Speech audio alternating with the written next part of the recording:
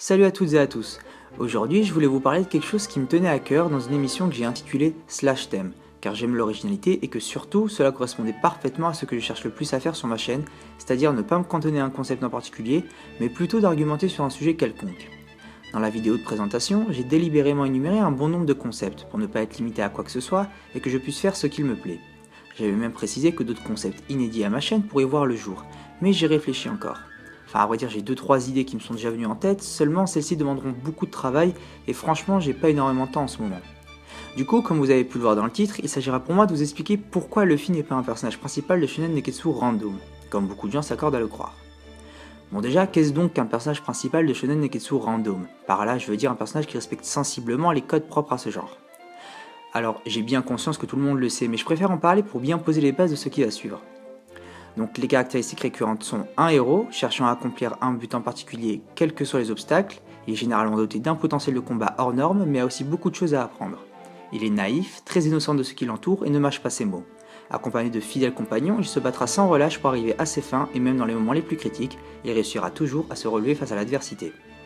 Donc, en conclusion, un personnage principal de Shonen Neketsu classique est un personnage qui part de presque rien pour s'élever à un rang plus haut, voire le plus haut. Mais du coup, vis-à-vis de ces points, où est-ce que Luffy se trouve? Je vous propose une petite description du personnage. Monkey D. Luffy est un pirate cherchant à amasser un équipage pour vivre d'aventures et surtout réaliser son rêve de devenir le roi des pirates. Mais avant tout, Luffy c'est un gamin qui a mangé le fruit du démon Gomu Gomu no Mi. Il est naïf, rempli d'ambition et fidèle à lui-même. Il dira donc toujours ce qu'il pense et sa manière simple mais particulière de penser se reflètera dans ses actions et prises de décision tout au long de l'histoire. Au fil de son parcours, il fera la rencontre de compagnons qui l'aideront à atteindre son but.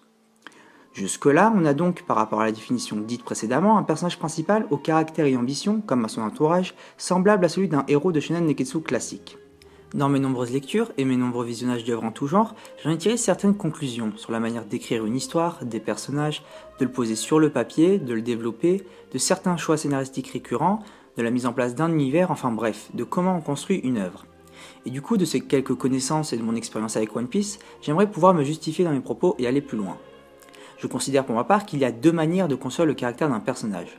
Soit en lui grossissant certains traits de caractère, voire un seul, pour en oublier tous les autres, soit en travaillant sur plusieurs traits de caractère pour rendre le tout plus humain. Disons que dans un cas il s'agit de, entre guillemets, romancer la personnalité du personnage, alors que dans l'autre on tente d'être plus réaliste et du coup de jouer sur plusieurs bords. Prenons un exemple. Dans JoJo's Bizarre Adventure, je considère que Joe Brando est un personnage au caractère romancé. Que ce soit dans ses agissements, dans sa manière de parler et de réfléchir, il est méchant et calculateur. Ce sont les deux traits qui ressortent le plus. Mais à côté, il ne montre pas d'autres facettes. Il n'est ni gentil, ni colérique, encore moins bête, naïf, simple d'esprit, agaçant, sensible, etc. A contrario, si on prend un personnage d'un autre manga tel que Griffith dans Berserk, on se rend vite compte de la différence.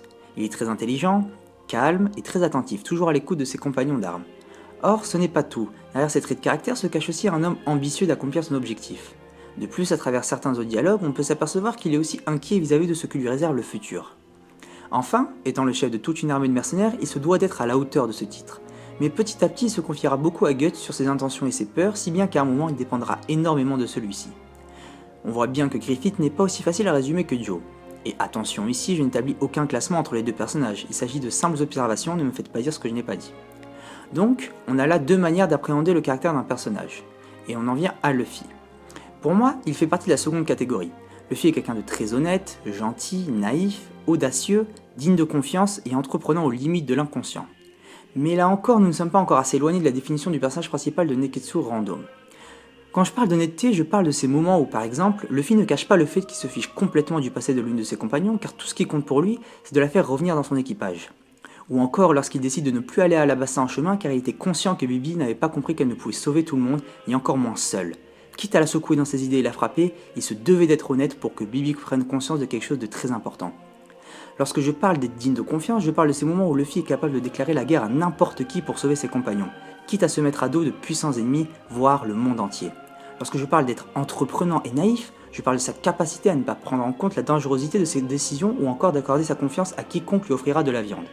Enfin bref, je pourrais continuer encore très longtemps, mais là où je veux en venir, c'est que ce qui dans un premier temps écarte considérablement Luffy d'un personnage principal de Neketsu classique, c'est les décisions et comportements qu'engendre son caractère à première vue aussi semblable que les autres.